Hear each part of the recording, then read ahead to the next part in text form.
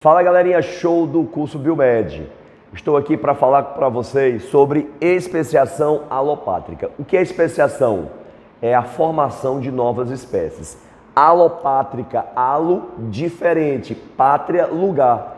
Porque vai ocorrer uma barreira geográfica que vai separar um grupo ancestral em dois novos grupos.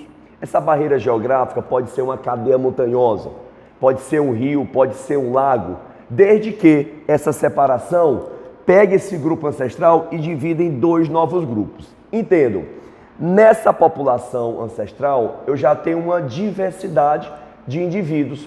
Ao se separar, os indivíduos desse grupo e desse outro grupo já são diferentes. Outra coisa que vai acontecer, as mutações que ocorrem de um lado não são as mesmas que ocorrem do outro lado. A seleção natural que ocorre de um lado não é a mesma do outro lado. A reprodução, os cruzamentos que ocorrem de um lado não são necessariamente os mesmos do outro lado. Então, qual é a tendência? A tendência é que esses dois grupos se tornem diferentes. Mas atenção, apesar deles ficarem diferentes um do outro, eu não posso afirmar que são espécies diferentes, a não ser que tenha isolamento reprodutivo. Então, entenda, todo o processo de especiação, ele só é concluído quando a espécie A e a espécie B não podem mais cruzar e gerar descendentes férteis. Se eles ainda cruzarem e gerar descendentes férteis, nós dizemos que eles são da mesma espécie e de raças diferentes, tá bom? No material de vocês, lá no finalzinho, tem os tipos de isolamento reprodutivo. Por favor, dê uma lida nesse tópico. Isolamento reprodutivo pré-zigótico, que evita a formação do zigoto, e isolamento reprodutivo pós-zigótico, que é aquele que inviabiliza o zigoto. Show!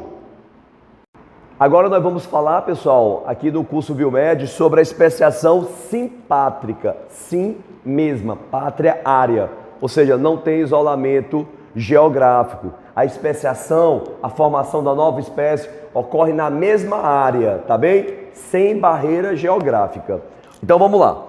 Então eu tenho aqui, geralmente essa especiação simpátrica, ela ocorre entre plantas. Eu tenho aqui plantas da mesma espécie, tá? Ambas, trampas são diploides. Aí, vamos supor que elas vão produzir os gametas. Então, se elas vão produzir os gametas, se ela é 2N, se ela é diploide, o gameta tem que ter a metade do número de cromossomos. Por exemplo, se aqui tem 20, aqui vai ter 10. Então, aqui está normal, ó, 2N, N, opa, vem cá, teve um erro. 2N formou gameta 2N, era para ser o quê? N.